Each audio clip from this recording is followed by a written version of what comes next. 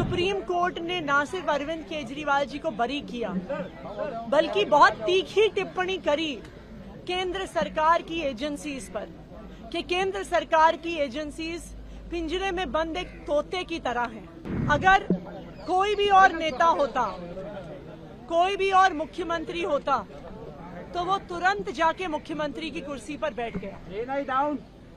लेकिन अरविंद केजरीवाल जी ने जो फैसला लिया, शायद ही इस देश के इतिहास में, मैं कहूंगी इस दुनिया के लोकतांत्रिक इतिहास में किसी नेता ने लिया होगा। उन्होंने कहा कि मेरे लिए सिर्फ सुप्रीम कोर्ट का फैसला काफी नहीं है, मुझे दिल्ली की जनता का फैसला चाहिए। मैं दिल्ली की जनता की अदालत में जाऊंगा और अगर दिल्ली की जनता कहेगी कि अरविंद केजरीवाल ईमानदार है, तो मैं तभी मुख्यमंत्री की कुर्सी पे बैठूंगा। ये आम आदमी पार्टी के लिए, हमारे पूरे विधायक दल के लिए, दिल्ली के लोगों के लिए एक दुख का क्षण है।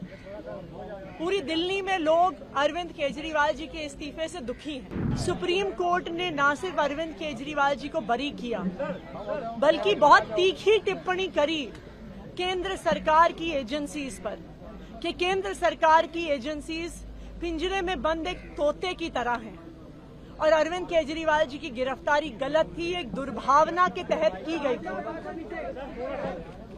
अगर कोई भी और नेता होता, कोई भी और मुख्यमंत्री होता, तो वो तुरंत जाके मुख्यमंत्री की कुर्सी पर बैठ गया।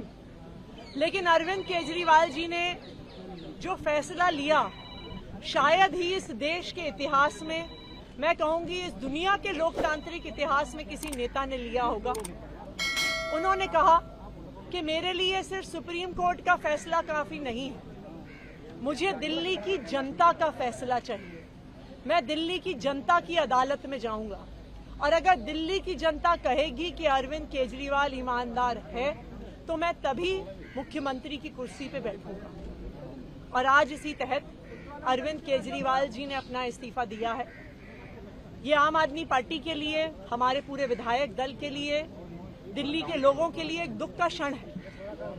पूरी दिल्ली में लोग अरविंद केजरीवाल जी के इस्तीफे से दुखी हैं, लेकिन साथ ही दिल्ली के लोग इस बात का प्रण ले रहे हैं कि आने वाले चुनाव में वो अरविंद केजरीवाल जी को फिर से मुख्यमंत्री बनाना चाहते हैं, क्योंकि उन्हें पता है अगर अरविंद केजरीवाल जैसा ईमानदार मुख्यमंत्री नहीं होगा तो दिल्ली में बिजली फ्री नहीं मिलेगी। अगर अरविंद केजरीवाल जैसा मुख्यमंत्री नहीं होगा तो सरकारी स्कूल नहीं अच्छे होंगे। अगर अरविंद केजरीवाल जैसा मुख्यमंत्री नहीं होगा तो मोहल्ला क्लिनिक बंद हो जाएंगे।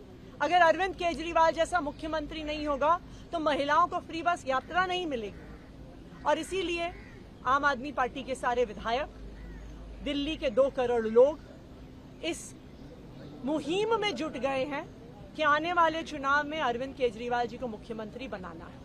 लेकिन तब तक, जब तक चुनाव नहीं होता, अरविंद केजरीवाल जी ने भरोसा कर मुझ पे ये जिम्मेदारी दी है और आने वाले कुछ महीने तक, जब तक ये जिम्मेदारी मेरे पास है, तब तक मेरे 2 काम रहेंगे।